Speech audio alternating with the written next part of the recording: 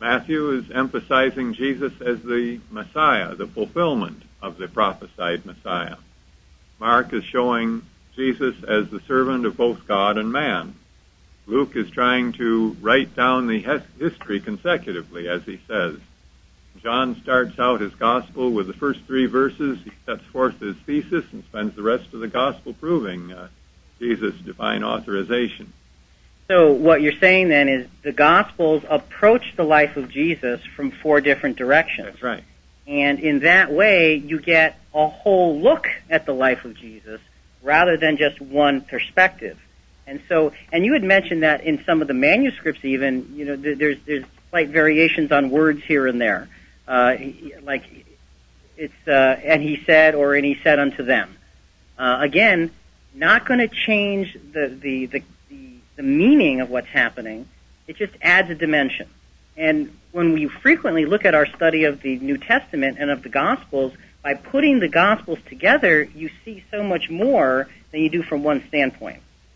Any other thoughts on that particular point? Well, I think it's just evidence fact that no one disputes the words of the other one in their Gospel. There may be slight variation in the reading, but there's no outright dissension amongst either the things that Jesus did or even the things that Jesus said. All right, and actually that's a good point. There's not a disagreement. There's a complementary effect to them. Len, there was one area you wanted to get into. We're running out of time here. I know we're running out of time, but it's a very important point, and it goes into these phases that were mentioned, because the earliest, we do have one piece of evidence that's very important in this authenticity of Scriptures, and that's a document called the Muratorian Fragment. It's a copy of probably the oldest known list of the books of the New Testament. It was a 7th century Latin manuscript that was bound in a codex, and that came from the library of a monastery in Colombia. And it contains cues in it that suggest it is a translation from an original Greek document written probably around 170 A.D. So remember what we mentioned earlier about our own country being, some 300 years old, according to your calculations. But here's within 200 years of the time Jesus is there. And that fragment is, some parts of it is missing, but and it ends quite rapidly, but we do have the middle, and it lists all the works that were accepted by the churches in those days by some anonymous compiler at that point. It was discovered in Milan in 1740, or it was published in 1740, and soon after it was discovered. But the important thing is that fragment lists all the New Testament books we have today except for 7. Okay. So that's a pretty good verification. And it's based on something from 170 A.D., right, which is not that far away from the writing of the book of Revelation, which was written in A.D. 95 or so? Yeah, around there. Okay.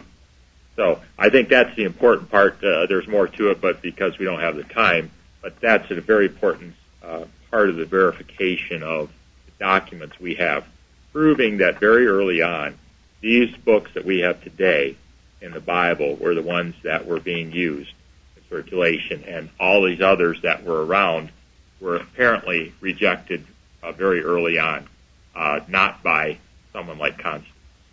Okay, and I think that is an important place for us to go here. As we begin to wrap this up, the point of this program this morning, folks, has been to give you a perspective on the Bible that perhaps you hadn't thought about before, and that is that there is so much evidence that exists through manuscripts and history that point to the fact that this is not just an arbitrary gathering of arbitrary thoughts from arbitrary people, but in fact there is a sense to this. The New Testament's connected to the Old Testament. The Old Testament is the single most verifiable ancient document in history. Yes.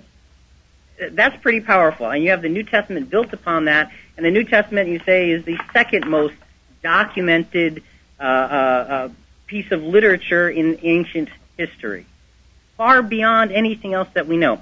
So wrapping this up at this point, Jim, what are your final thoughts and comments on this whole matter here this morning? With all the evidence that we have virtually the New Testament as the apostles wrote it, and virtually the Old Testament as the Moses and the prophets wrote it. Okay, so you're saying that you look at this confidently, saying that what we look at as the Bible is in fact a compiling of the will of God throughout the 6,000 years of human history.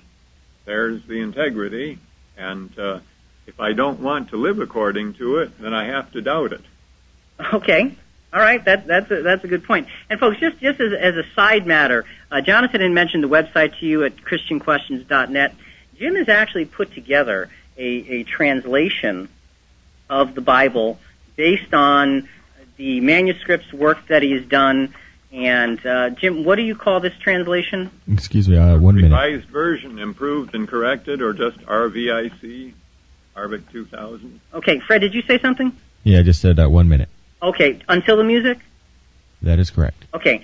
So, folks, if you're interested in a copy of that, write us at ChristianQuestions.net, and we will hook you up with Jim on that. Len, what are your final thoughts? Well, I think, to me, the consistency of the Gospels in the picture of Jesus is what's important.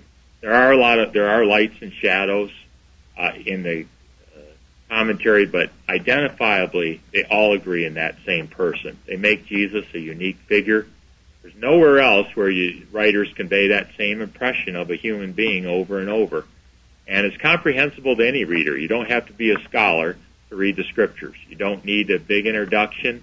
You don't need a huge background. Those life and teachings are intelligible to the simplest reader. Music. Okay.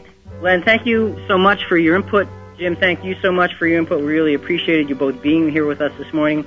Folks, we believe that the Bible is the inspired Word of God. It was written by many men over many centuries and has been copied many, many, many times over. And by the grace of God, what we have thousands of years later is a real clear-cut picture of what the Old and New Testaments really said, therefore giving us a picture of the plan of God, which has salvation for every man, woman, and child who has ever lived. For Jonathan and Rick, this is Christian Questions. We hope you've enjoyed being with us this morning. We'll be back again next week, but until then, the Bible is authentic. Think about it.